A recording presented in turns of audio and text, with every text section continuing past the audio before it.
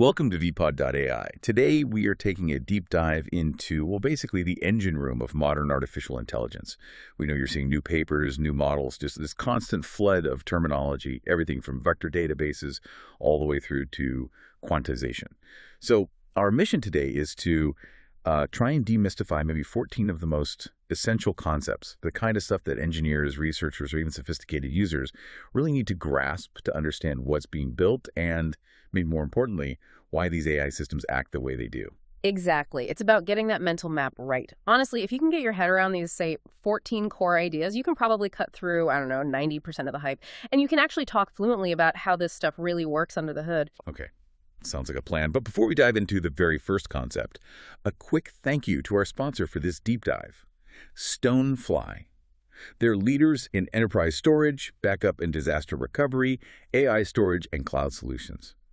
So if you happen to be looking for really secure, ransomware-proof storage, you should know Stonefly sells air-gapped and immutable storage solutions. You can reach them at sales@stonefly.com. All right, let's start right at the foundation, the large language model.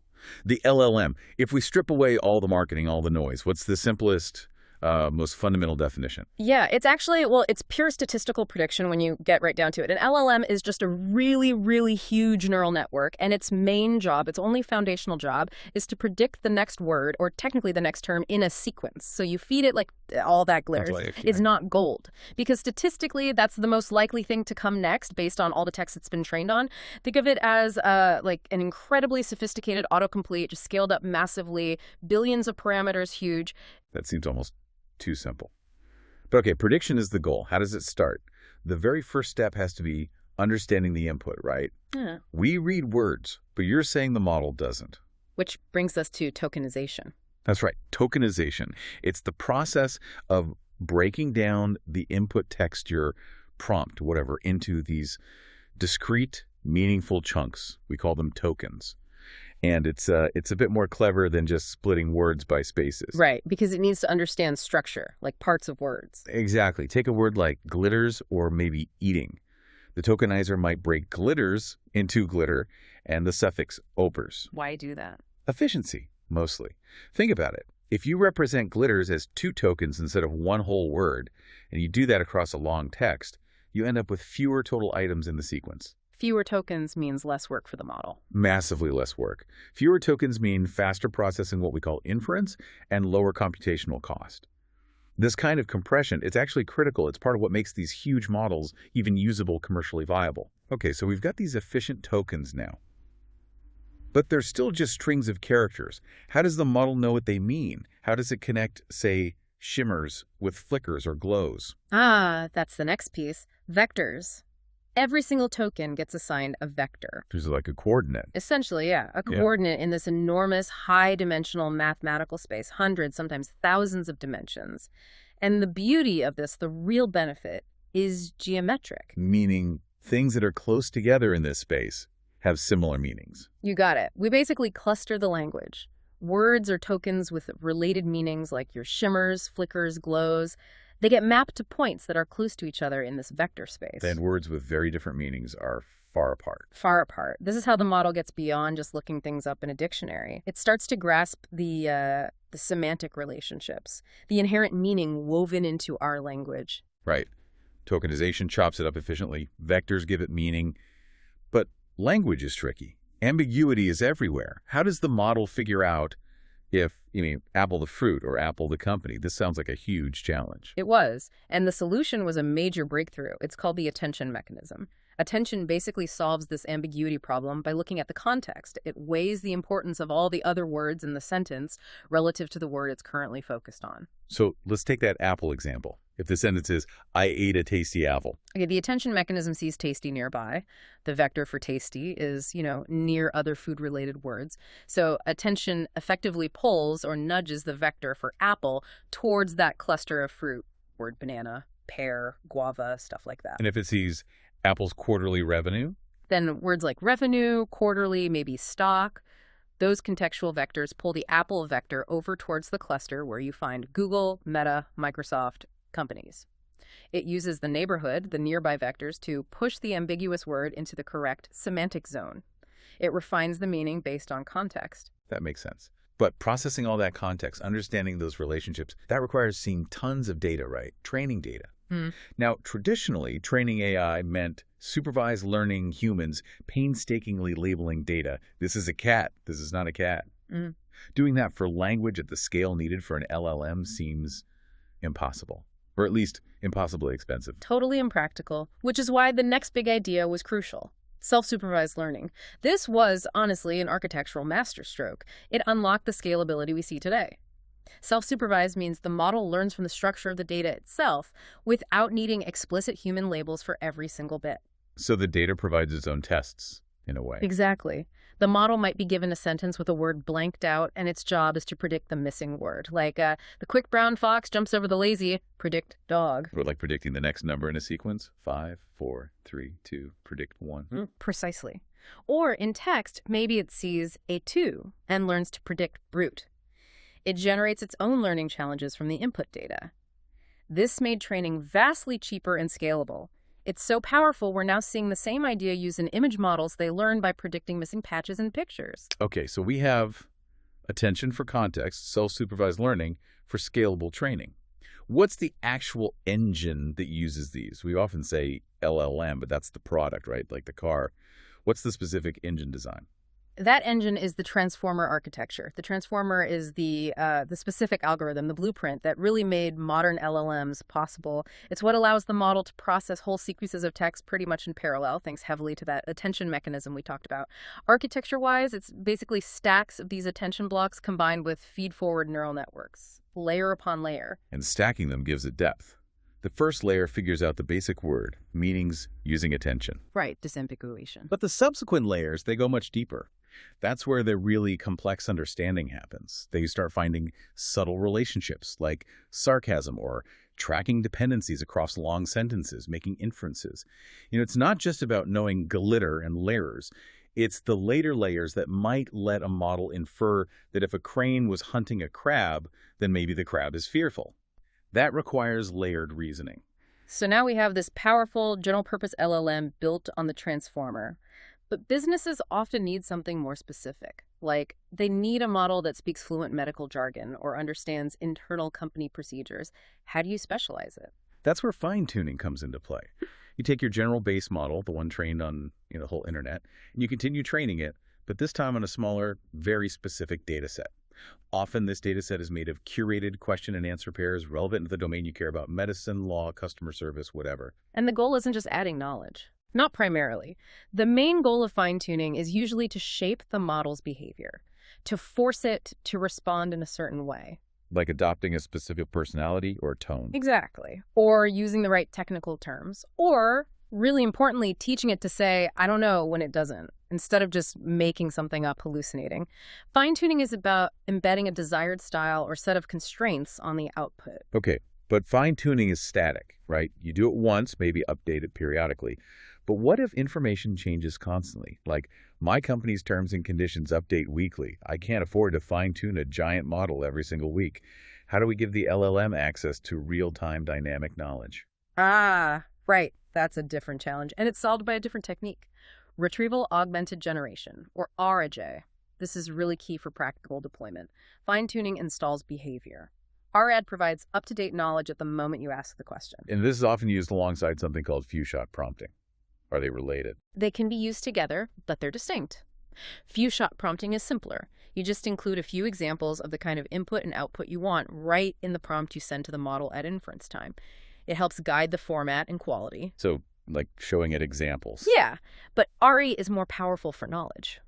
With RE, when you ask a question, the system first retrieves relevant documents from an external source, like your company's latest T&Cs or recent news articles. Then it stuffs those retrieved documents into the prompt, essentially into the LLM's short-term memory, along with your original question. And it instructs the model. Answer the user's question, but only using the information provided in these documents. So it grounds the answer in specific current facts. Sounds much cheaper and faster than retraining. Way cheaper, dynamic, easy to keep updated. It's a very popular approach. And for RE to work quickly, you need a special kind of database to hold those external documents, right? That's the vector database. Precisely. Those documents, the T&Cs, the manuals, whatever, aren't stored as plain text files. They're pre-processed and stored as vectors, just like the tokens we discussed earlier. Stored in a vector database. Why? Because vector databases are optimized for incredibly fast similarity search. Let's say a customer writes, "I am upset with your payment system." A traditional keyword search might not find much if your internal docs don't use the word upset. But a vector database looks for semantic similarity. The vector for upset with payment system will be close in that n-dimensional space to vectors for phrases like billing complaints or low satisfaction scores or checkout drop-offs. Even if the exact words aren't there. Exactly. It finds the documents that are conceptually related, retrieves them instantly, and feeds them to the LLM for the R process. It's the backbone of effective RAG. Okay, things are getting complex now. We have prompting, RAG, maybe managing conversation history. We need something to manage all these pieces working together. Right, and that orchestration layer, that's increasingly being called context engineering. It's sort of the umbrella term for designing how all these components interact, managing the RAG calls, crafting the prompts, deciding when and how to use few-shot examples, handling user preferences. And dealing with long conversations. Yeah. You can't just feed the whole history back in every time, can you? Too expensive. No way. So context engineering also involves techniques like context summarization. Maybe after a long chat, you have an LLM summarize the last 100 messages down to 5 key bullet points. That summary then becomes the context for the next turn, keeping the conversation coherent without overloading the main, expensive LLM. It's all about managing that context window efficiently. Makes sense. So if context engineering is the manager, what about actually doing things in the real world? Not just talking, but acting. That's where agents come in. Think of an agent as a more autonomous, long-running process built around an LLM. Like a virtual travel agent. Perfect example. Or a bot that monitors your emails and drafts replies. Agents are designed to perform multi-step tasks, and they often use something called the Model Context Protocol, or MCP, which is basically a standardized way for the LLM agent to interact with external tools and APIs.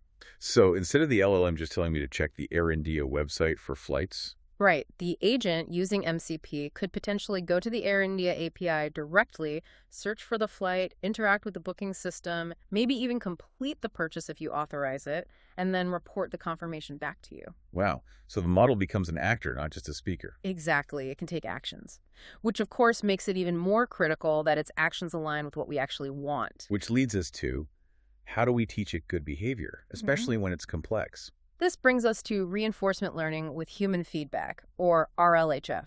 This has been hugely influential in training models like ChatGPT. This is where humans rate the model's outputs. Yes.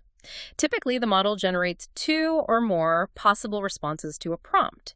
Humans then look at them and say, response A is better than response B. Okay, then what happens? That preference data, AB, is used to train another small AI model called a reward model.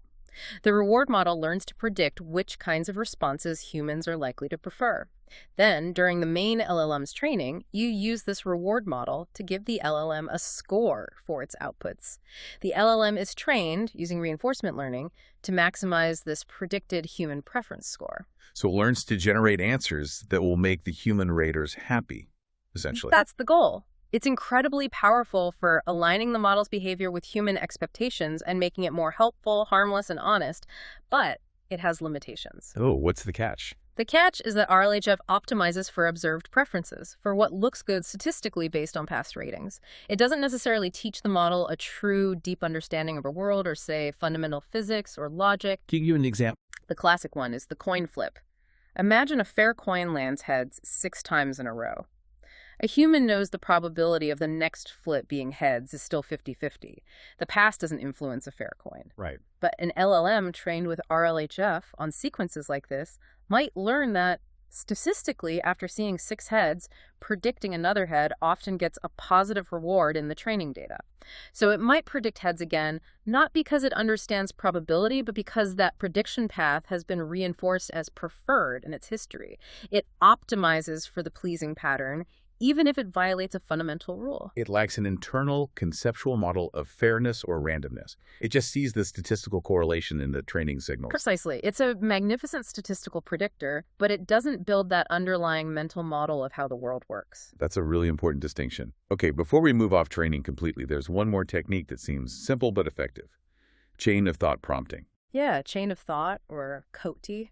It's surprisingly powerful, especially for reasoning tasks. Instead of just asking the model for the final answer to a complex problem, you prompt it to think step by step, or to lay out its reasoning process before giving the final answer. Like asking it to show its work in math class. Kind of, yeah. Forcing it to articulate that intermediate reasoning process seems to help it arrive at more accurate and logical conclusions. It often dramatically improves performance on math problems, logic puzzles, stuff like that. Interesting. So just encouraging that internal monologue helps. Now, looking at the landscape, we're hearing a lot about small language models, SLMs. Seems counterintuitive after building these giants. Why go small? Maybe 3 million parameters instead of billions. Yeah, there's definitely a big push towards SLMs. It's all about deployment, cost, and specialization. Running those huge billion-parameter models is expensive. They need massive GPUs. SLMs are designed to be really good at specific tasks, but much, much cheaper to run and faster. You might run one on your phone, even? How do you create them without losing all the power of the big models? Do you train them from scratch? Sometimes, but a very common technique is distillation. Think of it like having a large, knowledgeable teacher model, the big LLM, and a smaller student model, the SLM. Okay. You train the student model not just on the original data, but specifically to mimic the output probabilities or internal states of the teacher model.